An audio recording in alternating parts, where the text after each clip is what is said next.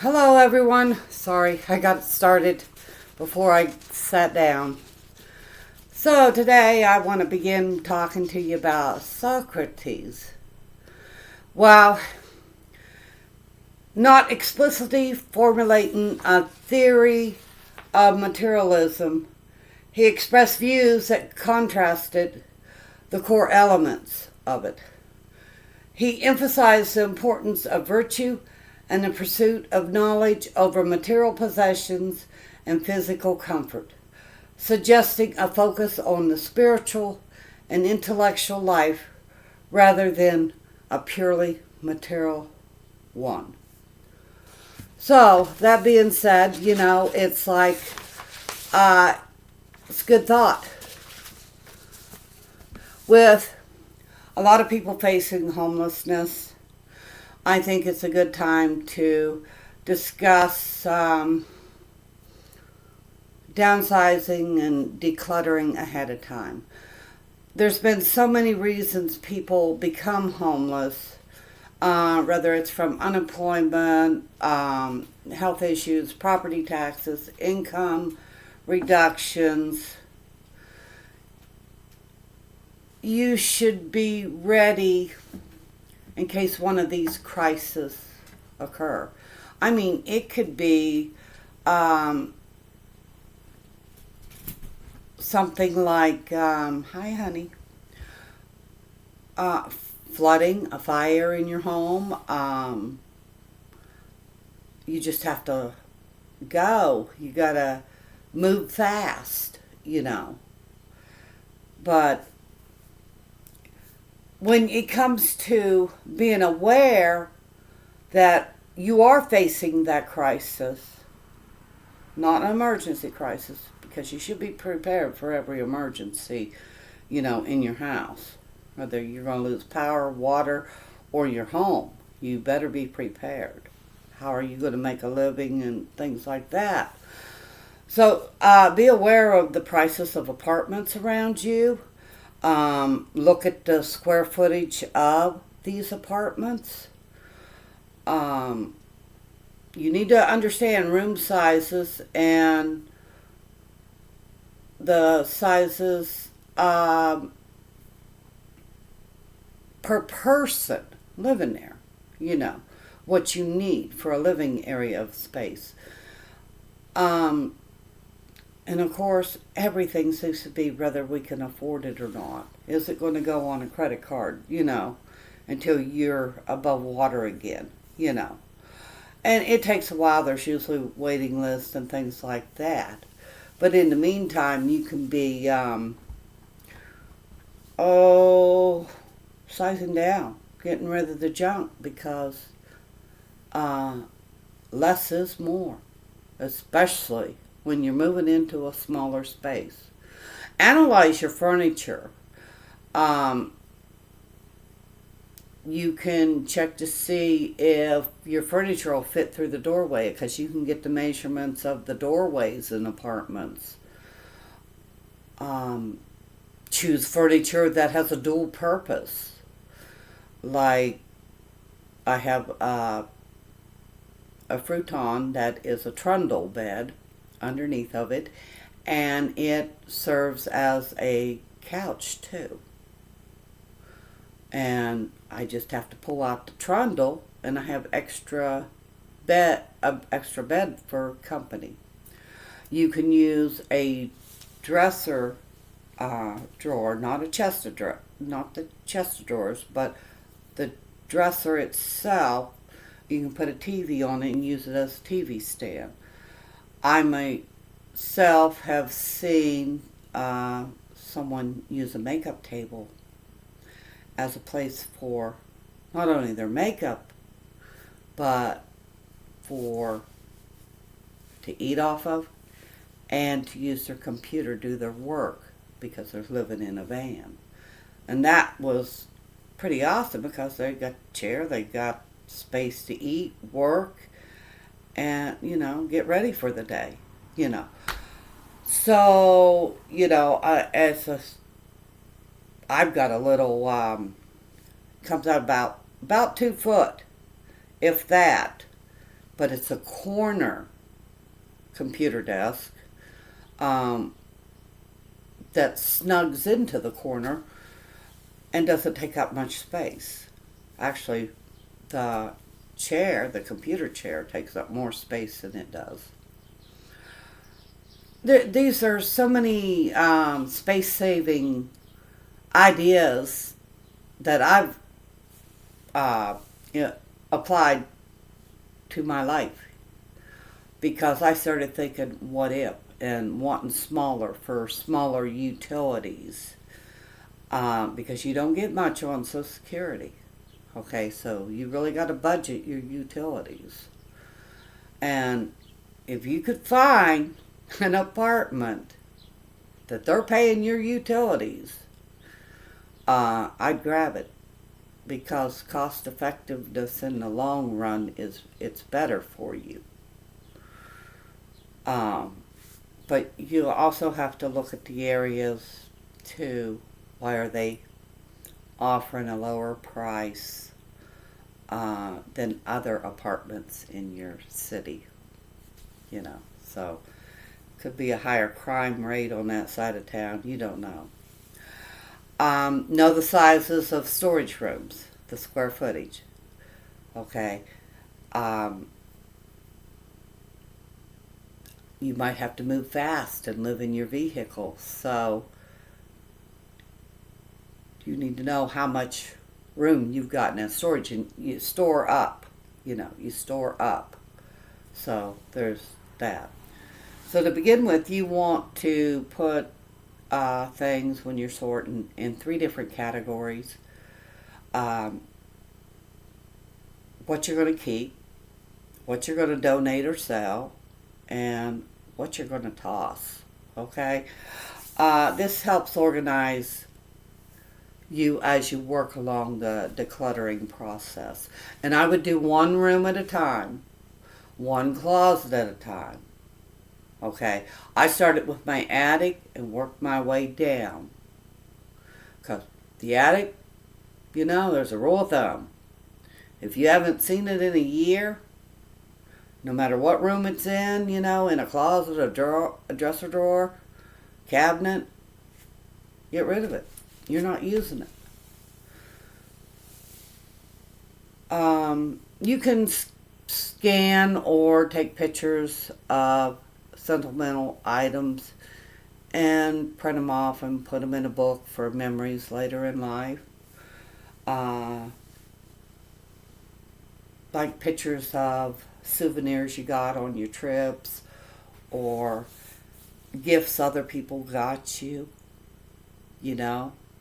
because you're not going to have room for all this stuff. Okay? So just take a picture of it, scan it, and put it in a book. That way you have the memory of it. You can even put on it, so-and-so bought this for me. Leave little notes on there. One day someone will find it, find joy with it, I'm sure. You don't need all that eye candy on your wall. You don't. I'm telling you. I've been in places and their walls are too busy. It's not relaxing. Just make it appeasing. Get rid of the rest. You don't need all them decorations and holiday things either. I got a tote about so big, okay, and there is a holiday for every month of the year, let me tell you. And I've got little things in there to, something for my kitchen, something for my living room, that will go with like my candles and just little things that are keep in there year round. Except for Christmas. I've got a little bit more things for Christmas because my little tree takes up more space, and I have a new ceramic tree that lights up. I love that thing. My friend got that for me.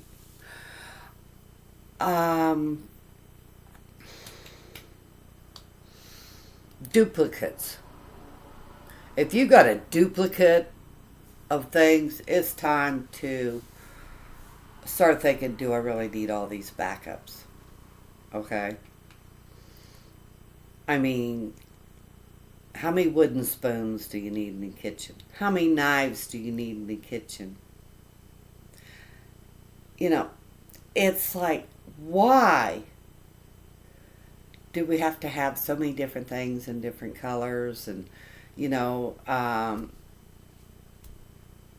okay, I'm bad with coffee mugs. Yeah, gotta size them down a bit, but my kitchen is sized down, because I just didn't need all that stuff out on my counters, I just, I don't know, some of it was gifts, Mother's Day, they can bring you in things they think that will make your life happy, I guess. But most women, I'll tell you right now, we don't want an item, a gift a gift item, that looks back at us and says it takes work to use it. We want something personal, okay? So, heads up on that. Men, for Father's Day, we're going to get them yard tools, stuff like that. Get them something personal, Just a suggestion. In my kitchen, I realized that I didn't need all those pots and pans. And I'm like, girl, you only got 4 burners on that stove. Now, I done had got rid of plastic containers as much as possible. The guys do like to put their sandwiches in a plastic container for work. But, no, I got glass dishes with lids for my son. And they have been a real blessing, And I got rid of casserole dishes. I kept the little ones, 2 little ones. Because I'm not doing all that cooking now. When it gets down to where maybe one day I'm just going to be cooking for myself, I'm going to downsize again. I'll go 2 of everything then, like 2 pots, 2 plates, because I've downsized things pretty much to 4-place setting, except an 8-piece silverware works for me really good. A couple serving bowls, a couple mixing bowls, couple serving plates. And it doesn't even take a lot of time to do up the dishes now. I don't use dishwashers. Nah. I've seen too much stuff, come out, even with wrenching and that nah. I'm going to scrub my stuff, I hear it really don't get that sudsy in a dishwasher anyway. And the suds sort of tell you, you're cleaning, you're disinfecting, whatever. So, I don't mean to get off subject. When you're faced with moving, okay, or just want to downsize and get rid of stuff by decluttering, get help. I had help. But even if you have to hire someone to come in due to heavy lifting or it's just too much, maybe for an hour, once a week, you can get someone in there to do the major things that you're unable to do. It's like I say, start early. If you only got 30 to 60 days to move, you need to know the price of a moving truck. They price it by your mileage, how far you're going, and by the size of your rooms in your house. Don't go count every room in your house and then do the square footage, because in a moving truck you're stacking up, okay, just like in a storage room. But if you know the size of a moving truck that you need to get, okay, that can pretty much tell you the square footage of the storage room you need, okay. And then were just some thoughts I've had, because people can get pretty scattered with crisis. I don't know, you go brain dead. You're like, this is happening. Why is this happening? And you're trying to unconfuse the mess you fell into, and you're not thinking of these things until you're right in the mess, and then it's like, why didn't I do this? Why didn't I do that? But I'm going to get Penelope outside. She's getting pushy about it. But remember Socrates, and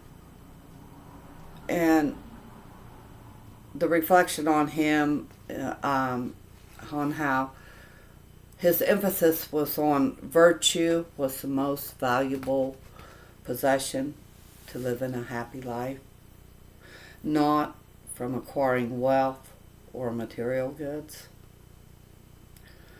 He mentioned the importance of self-reflection and the pursuit of knowledge as essential for humans to flourish.